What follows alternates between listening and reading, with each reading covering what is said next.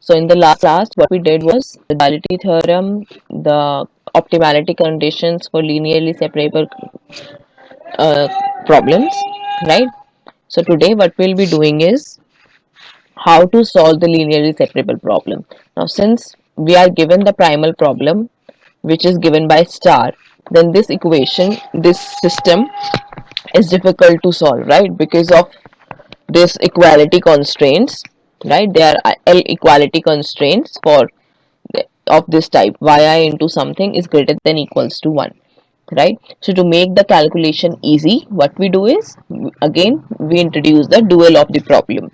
Now how to derive the dual would be in the same steps that we derived the dual for the linear problems, linear programming problems, and before that for the CPPs, right? So now how do we find the dual of a primal problem? We introduce the Lagrange function, right?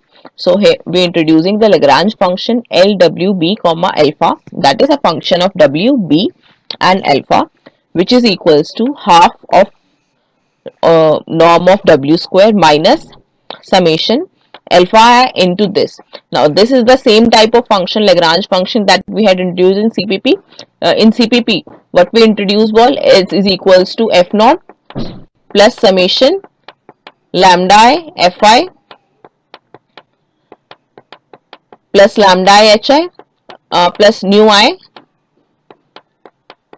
Hi, right? This is the Lagrange function that we had introduced, right, where Fi and Hi were constraints and F naught was the objective function. Now similar to that, we have introduced here the Lagrange function, which is equals to objective function minus this. Why we have said minus this, that will be confirmed later. Now this is equals to summation alpha I yi plus yi into w into xi plus b minus 1, right? So taking this minus 1 to this LHS, because the constraint should be greater than equals to 0, right, when we are taking here, and where this alpha i's are nothing but the Lagrange multipliers and L tuple alpha 1 to alpha n, right? So if we are writing the dual of the problem, then the dual was nothing but, since it is a minimization problem, dual would be maximization function, maximization of g alpha. If we calling the objective function of the dual problem as g of alpha, then g of alpha was nothing but infimum of this Lagrange function,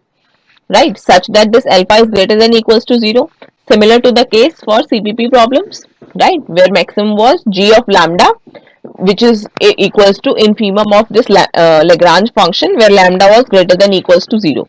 That was dual problem, right? Similarly here, now we have to find the exact form for this, since L function has a given form given by equation 1. So this function maximum of g alpha equals to infimum of this L, the set 2 would have a definite form. So we have to find what would be the exact form of the equation for this primal problem, right?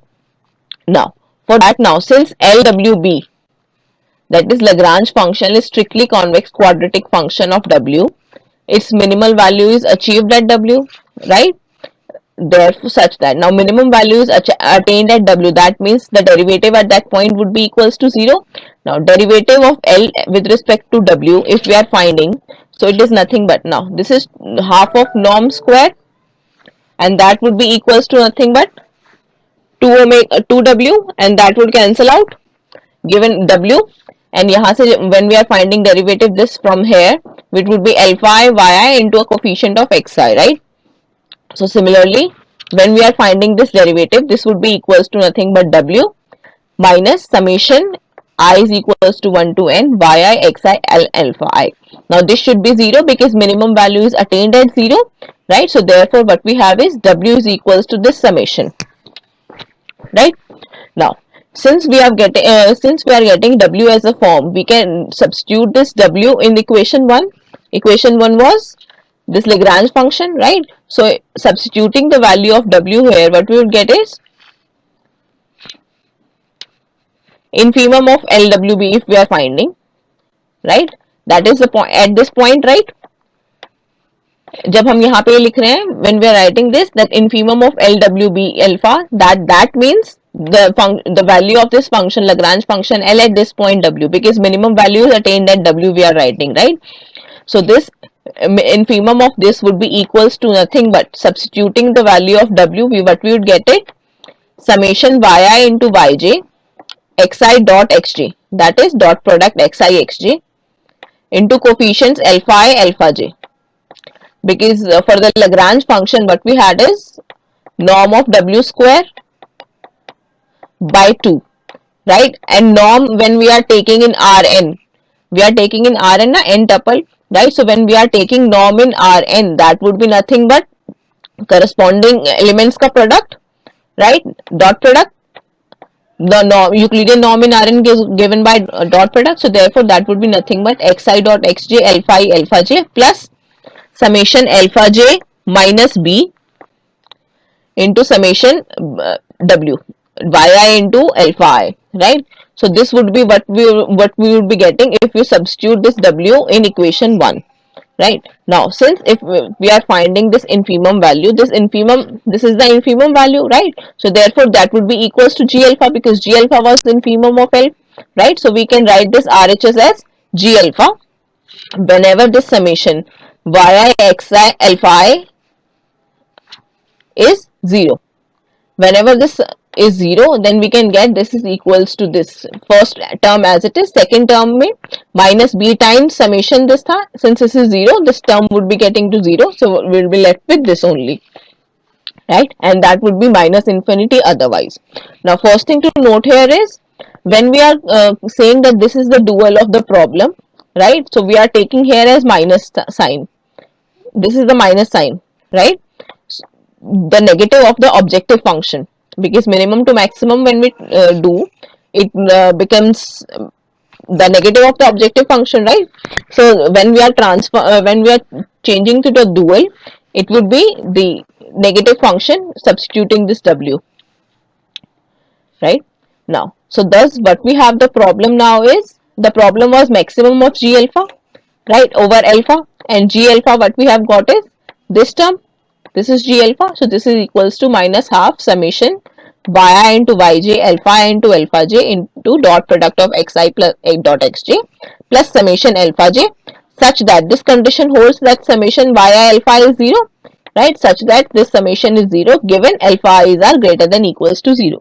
And this is what we call the dual problem of this primal problem star, right? The primal problem was minimum function, so we have maximum function of g alpha for alpha is greater than equals to 0, and in addition condition this summation yi alpha is should be equals to 0. Then we call A is the dual of the primal problem star, correct? Now we have a theorem which says that for linearly separable problems, dual A has a solution, right? So what we are saying is that whenever the problem is linearly separable, dual would be having a solution. Now to prove this, what we'll do is, now since the primal problem star is convex programming problem, we have already proved that convex programming problems have a solution, right? So therefore this primal problem has a solution. This is clear. Now since any constraints since the constraints in this dual problem contain linear inequalities, wherever there are inequalities they are a function yi alpha I, right? So this is linear function, and then alpha I is greater than equals to 0, this is constant values, right? So therefore what we have is linear inequalities only, summation yi alpha equals to 0, so therefore A satisfies the Slater's condition, and therefore the dual problem has a solution by the strong duality theorem. Strong duality theorem says that for the CPP, if it satisfies the Slater's condition, then the dual problem has a solution, right? So therefore by strong duality theorem the dual has a solution. Next, we have found out the dual of the primal problem. Now what we are doing is we are finding a function which is equivalent to dual problem, right? So the dual problem can be is equivalent to, dual problem was maximum function, right? So when we are converting it to a minimum function, that would be minimum of w comma b. Now maximum of something था, if maximum of f naught है, so when we are converting into minimum, it would be minimum of minus f naught, right? So therefore this is negative of that function. Now since that was already negative here, so 1 by 2 and this dot product with xi xj and coefficients yi yj alpha sj minus summation alpha j, where this summation y alpha is equals to 0 and alpha is greater than equals to 0. Now, since the problem A and B are equivalent, A is equivalent to B, so what we can say is that the B has the same solution as that of A, because the problems are equivalent, and hence B is also called the dual of A, dual of star. Sorry, right? So therefore B is also called the dual of the problem. So whenever we are given now an equation star, we have to find its solution. What we can do is we have two methods. We can either find optimization problem as given and listed as A, that is maximization problem, or we can solve as a minimization problem, whichever is easier to solve now, right? So now the next theorem says that this equation B is a convex quadratic programming, CQP, right? Convex quadratic programming. Quadratic function, why? Because if it is depending upon alpha alpha j, so sorry, this is minimum over alpha.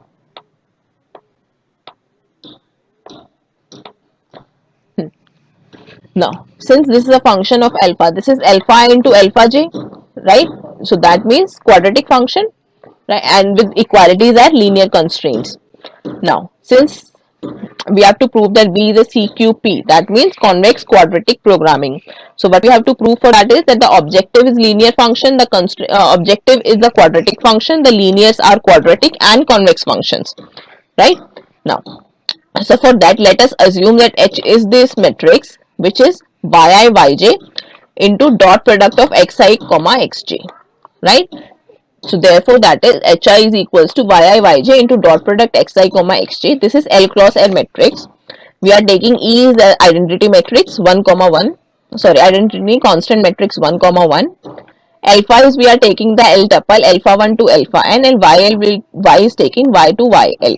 Now why we are taking this? If we are writing minimum of this problem, B problem was minimization of something, right? If we are taking h यहाँ पे, h is equals to yi yj into xi xg. So that means this term, this yi yj term and xi dot xj term, ये वाली h में club हो जाएगी. This will be clubbed in h, right? Now what would be left with this? Only this alpha into alpha j would be left for this first term, and then summation minus alpha j. So this would be clubbed in the term alpha, right? So therefore, if we are taking h is equals to this matrix, then we can write this function as minimum of w alpha, which is equals to half alpha transpose h into alpha, right? When we are taking alpha transpose, multiplying it by h matrix and then multiplying it alpha, will be having this function. This is nothing but alpha transpose h alpha, right? So therefore what we would be having is this is minimum of alpha transpose h alpha का half, right? Half as it is था, minus summation alpha की जगह what we can write is E transpose into alpha. When we are multiplying this E transpose with alpha, what we would be getting is this summation alpha j terms, right? So therefore this objective function is transformed to minimum of alpha, where the objective function w is nothing but half alpha transpose h alpha minus E transpose into alpha. Now this is clearly a quadratic function, right? So we have proved that this is quadratic function. Now such that now constraints are yi into alpha is equals to 0, this summation, that means this multiplication of matrix alpha transpose into y, right? So the constraint function is alpha transpose into y is equals to 0 given alpha is greater than equals to 0, right? So this is transformed to this problem, and this problem is a quadratic problem, right? Because the objective function is quadratic and the constraint functions are linear functions. If we are writing q as this tuple yi x1 y1 x1 comma up to so on yl xl, right? Then we can write this as h is equals to q transpose into q, right? So if we are multiplying this q transpose into q, where q is y1 x1 up to yl xl matrix, then H can be written as Q transpose into Q. And since H can be written as Q transpose into Q, then H is positive semi-definite matrix. This is the property of positive semi-definite matrix, right? Therefore, since H is a positive semi-definite matrix and this is a quadratic function, then using the theorem of chapter 1, what we would have is, this is a convex quadratic programming, right? And hence the solution. So B is a convex quadratic programming function. Clear? Any doubt you can ask?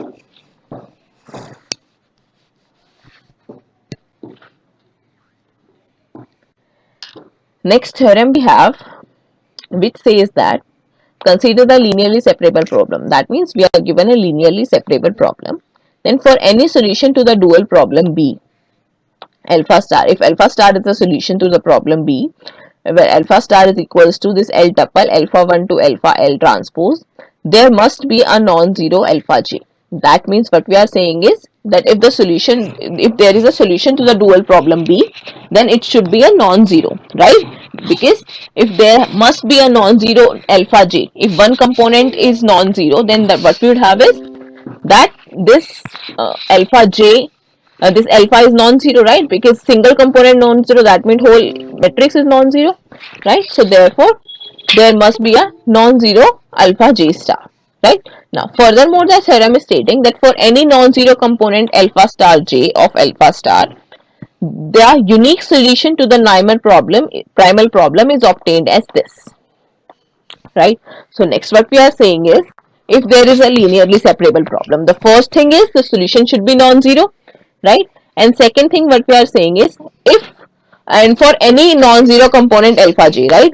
So that means if alpha star has two components, alpha 1 and alpha 2, that are non-zero and rest are 0, then for these two elements we are talking about alpha 2 star and alpha 1 star, the unique solution to the primal problem is obtained as, the unique solution is obtained with the form where W star, no, since we are talking about the solution to primal problem and the variables in primal problem was, the solution would be of the form W comma B, right? So the solution has the form W star and B star given by this equations W and B dash, right?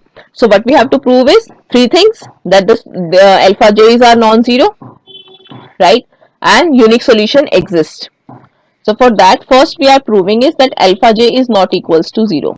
So to let if possible, assuming that let alpha star is equals to 0, then that would imply from this equation W, then W would be equals to summation yi xi into alpha I, right? Then that would be equals to 0. Since alpha star is 0, so every component is 0. That means W star is equals to 0, and which is a contradiction, because in the maximal marginal method section, we have proved that W star cannot be 0, right? Now, second thing what we have to prove, that is that W star B star is a solution. First we have to prove that this is a solution, then we'll prove the uniqueness, right? So to prove the solution, what we have to do is, we have to show that this W star B star satisfies the objective function as well as the constraints, right? Now, since dual of the problem star is A, right? And we can write, and this is equivalent to problem minimization of W alpha, which is equals to half alpha star alpha transpose H alpha minus E transpose alpha, right? Such that this equation, this constraint holds. Now we have already proved that the dual of the primal problem can be written as this form in equation 1, right? Now equation 1 lattice condition satisfy कर रही है, right? Because lattice condition was, if there are linear functions, then they can be having equality, and if they are non-linear functions, then strict inequality should hold. Now since constraint are only linear functions, the equality holds. So therefore this lattice condition holds, and therefore if alpha star is a solution to 1, right, then alpha star satisfies the KKT conditions, right? This we have proved in theorem, that if alpha star is the solution, then it satisfies the KKT condition, right?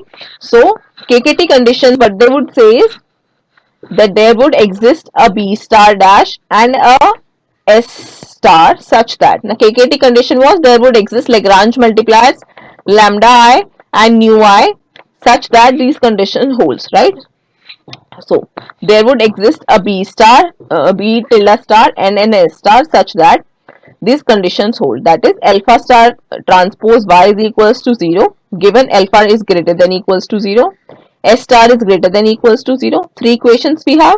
Then fourth is S star T transpose into alpha star is equals to 0, and the last condition was from obtained from this minimization function, right? Now from this condition, the last condition, since S star is greater than equals to 0, so we can take this S star to the right hand side and this should be greater than equals to 0. So what we would have is this H alpha star minus E plus this term is greater than equals to 0.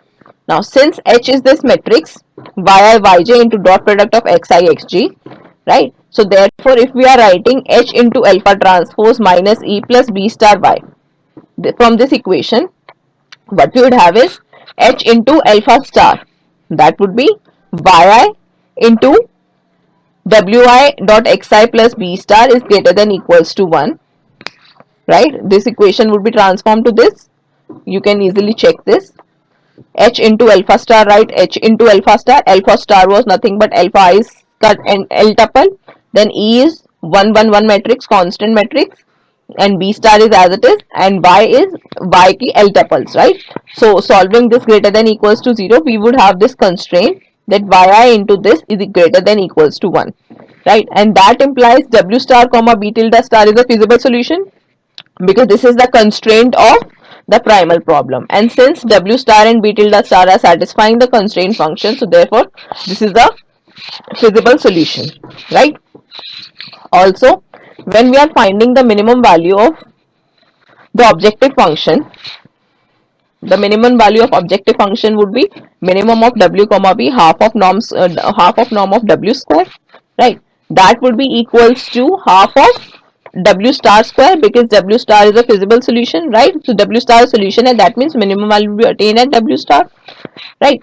Now half of W star square would be equals to half of this alpha transpose into H alpha into alpha star. Now how this holds is using hypothesis, because in hypothesis we have done a formulation of W, right? The formulation for W was yi xi into alpha I star, right? So from that what we have is this norm of W tilde star would be equals to this function half of alpha star transpose H into alpha star.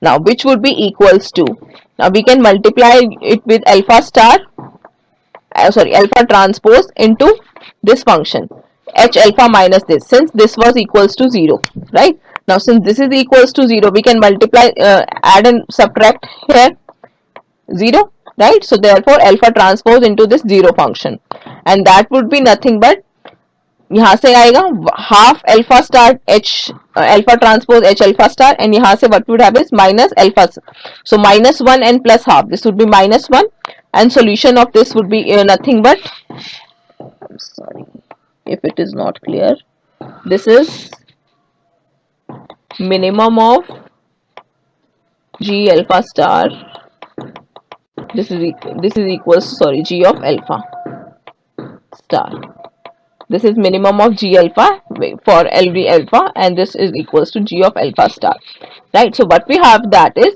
the objective function value of the primal problem is equals to the objective function value of the dual problem at the solutions, right? Since alpha star was the solution to dual and W star was the solution to the primal problem. So what we have is that the objective function value of the primal problem is equals to objective function value of the dual problem, and hence W star comma this P star is the solution to primal problem. Finally, what we have to show that this is a unique solution, right? Now to prove the unique solution, what we'll be using the fact that this is a linearly separable problem, and we have the theorem which says that for linearly separable problems the solution to optimal problem is unique. Okay, so uniqueness is proved by this. Now what we are left to prove is the B star is given by this equation B star, right? In the hypothesis, the representation for B star. Now for that, since alpha j star is not equals to 0, we have already proved that implies Sj is equals to 0 from the KKT conditions. From here, now since alpha star जो है that is not equals to 0 and this product is 0, so that would imply S star would be equals to 0 because this product is 0, right? So therefore what we have is this S star is equals to 0. That means Sj is equals to 0 and Sj is equals to 0. Then from this equation, the jth element of this should be equals to 0 because this was nothing but equals to Sj, right, from the fifth part of KKT conditions. And solving this equation for B star, we would have this representation, right? So what we have proved here is for the linearly separable problems, first thing is the solution would have the solution dual of the dual problem alpha star would be non-zero, and the solution to the primal problem would be unique with the form given by W star and B star. Any doubt you can ask?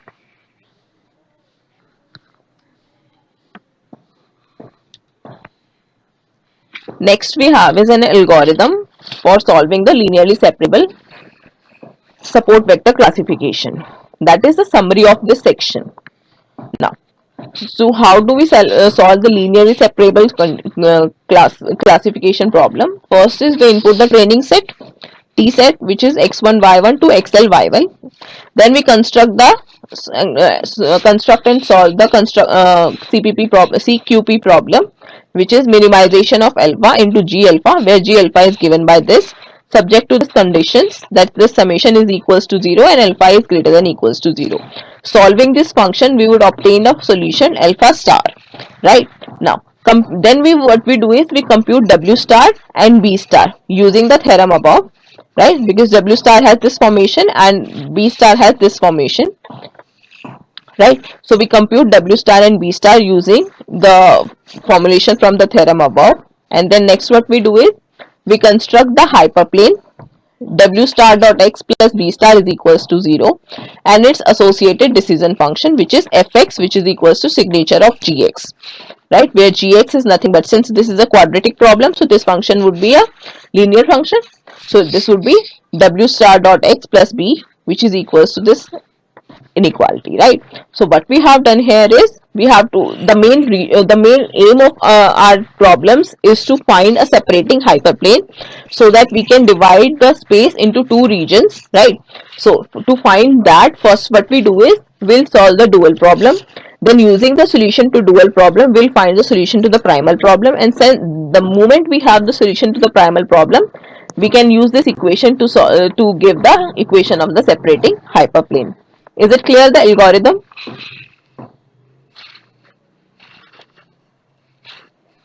Next we have is a definition of a support vector.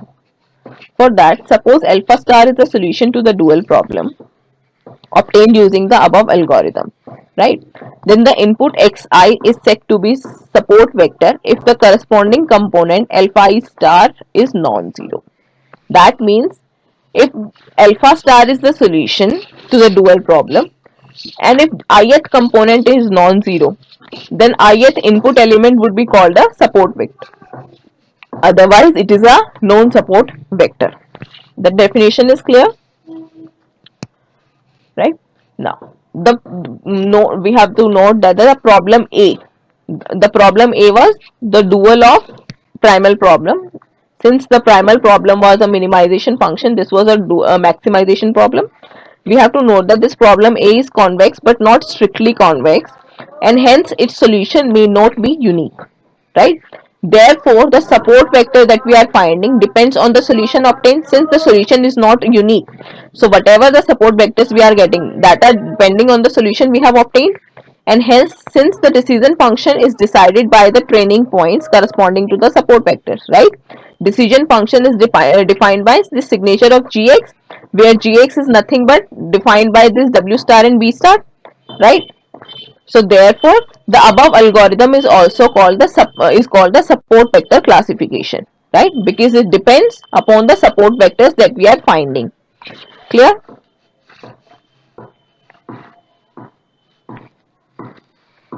Next theorem we have, the last theorem for this section. which says that for linearly separable problems solved using the above algorithms, first point is support vector xi satisfies that yi into g of xi should be equals to 1. That is, all support vectors are on two support hyperplanes, right? If we are saying that this yi into g of xi is equals to 1, then that means they are lying on the support hyperplanes, right? If these are the two support hyperplanes, this is the area where this yi into gxi is greater than 1. This is the area when this is less than equals to 1, right? And on this support hyperplanes, the value is equals to 1, right? So therefore the support vector xi satisfies this. That is, all the support vectors are on two hyperplanes. Next condition we have next hypothesis is the known support vector satisfies that yi into g of xi is greater than equals to 1, right? So there are two conditions. If the vector xi satisfies this condition, that is equal to 1, then this is a support vector, and if it is greater than equals to 1, that we have is a non-support vector, right?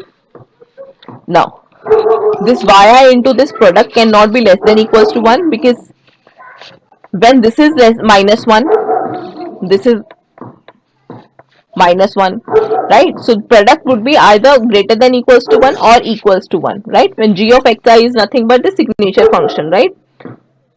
So this would be nothing but the signature of this yi into w of xi, this. So this would be either greater than equals to 1 or less than equals to 1, right? So therefore on the support hyperplanes the value would be equals to 1, and everywhere else the value would be greater than equals to 1. Now to prove this, we'll use the KKT conditions, which says that alpha star is greater than equals to 0, right? And since KKT conditions also say that this S into alpha is equals to 0, then that would imply S star is equals, Si star is equals to this, right? Because we are using here this function H alpha star minus E plus this minus S star is equals to 0, right? So यहाँ से what we would have is S star is equals to this function, right? And this product we have already evaluated as this is nothing but this constraint function, this, right? So therefore Si is written as this function. So first equation we have, this is the representation for Si. Next, now since Si star into alpha is equals to 0, we can do this is alpha I into Si is equals to 0, right? Now that would imply, now since alpha I star are greater than equals to 0, so this second term is 0, right? So therefore this yi into g of xi, this is nothing but g of xi, this is equals to 1 for alpha star not equals to 0, and when S star is greater than equals to 0 by KKT conditions, right, this S star is greater than equals to 0, and that would imply this yi into g of xi would be greater than equals to 1. So is it clear? Any doubt you can ask?